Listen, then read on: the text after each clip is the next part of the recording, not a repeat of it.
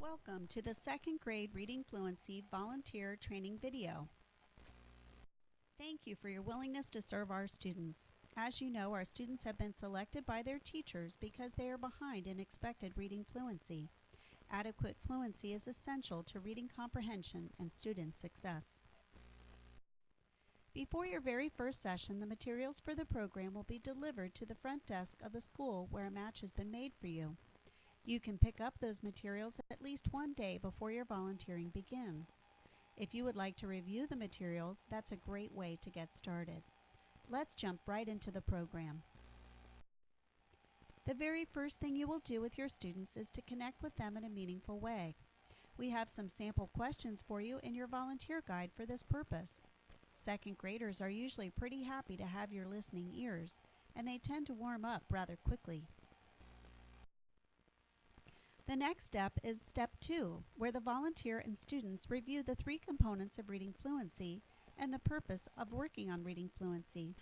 The questions are, what is reading fluency? Why is reading fluency important? And what are the 3 rules of partnership? These questions are located in the folders for your reference. Next, the volunteer models through reading the day's passage out loud. The first passage will be Passage 101, Keeping Fit. You simply read the passage all the way through at a comfortable pace. Be sure to have great expression and pay attention to punctuation. Each week you will choose the next passage in order to be read. Once both your students are reading at 50 correct words per minute, you can move them up to the level 200 passages, also located in your packet, and then proceed from there. After this, you will ask the students to skim the text for difficult words. Let's watch.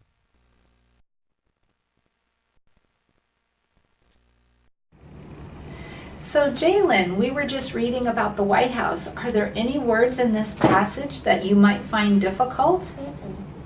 Okay, how about maybe one of your classmates might find difficult? Yes, they might just get this one wrong, especially the DC part. Okay. Or government and president and think this word. Okay, great. Well, I heard you pronounce all those words correctly. Can I give you one more? What's this word? Govern. Oh, this one? Govern. Oh, above government. Step 5 is when the volunteer and students echo read. The volunteer reads a sentence and the student repeats the sentence. So Jalen, I'm going to read the passage to you, each sentence, and then you're going to repeat after me, but I want you to follow along with your tracking finger, okay? Okay. The White House is a U.S. symbol. The White House is a U.S. symbol.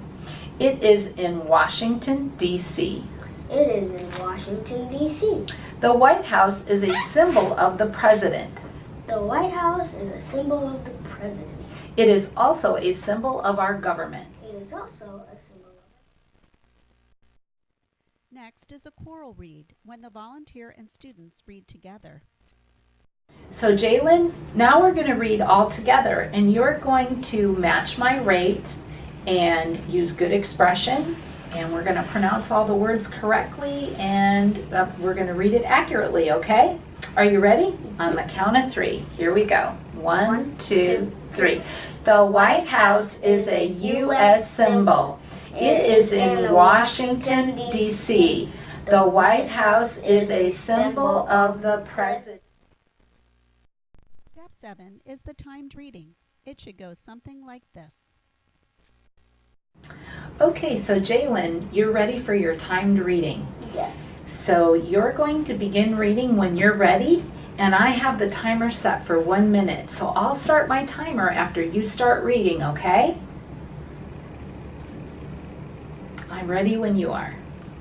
The White House is a U.S. symbol. It is in Washington, D.C. The White House is a symbol of the president. It is also a symbol of our government. The president lives in the White House. His family lives there too. They have a private living space. The president also works in the White House. Great job, Jalen. You read 59 words and you had 1 error, which means you have 58 correct words per minute. So let's go ahead and graph that on our chart. Yeah. Yay. This is the student fluency graph. Ooh, can I write my name? You can write your name at the top, absolutely.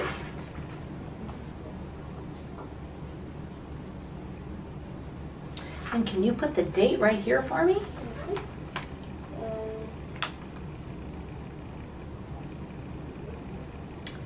And below that is our passage number, which is 213. Okay, and 58 correct words per minute. So on the graph here, you can find 50, 55. Yes, it's right between 55 and 60. So you're going to put a dot in the middle of that box on the first column. Right here? Right here? Yep, right there. Perfect. As you saw, we use a simple kitchen countdown timer for the timed readings. Be sure to remove the plastic wrapping from the battery before your first session. After the day's results are recorded on each student's graph, please note on the log located in your green folder the results of the day's work. Be sure to have the students take the passage of the day with their score noted back to the classroom with them. Encourage them to practice this passage throughout the week. You may have some time remaining in your session. We have games available for you to borrow. We will have them at our enrichment sessions. You can also read aloud from the 2 Magic Treehouse books included in your kit. After you have finished reading them, you can give them as gifts to the students. Again, we are grateful for your willingness to serve our students. Thank you for all you do.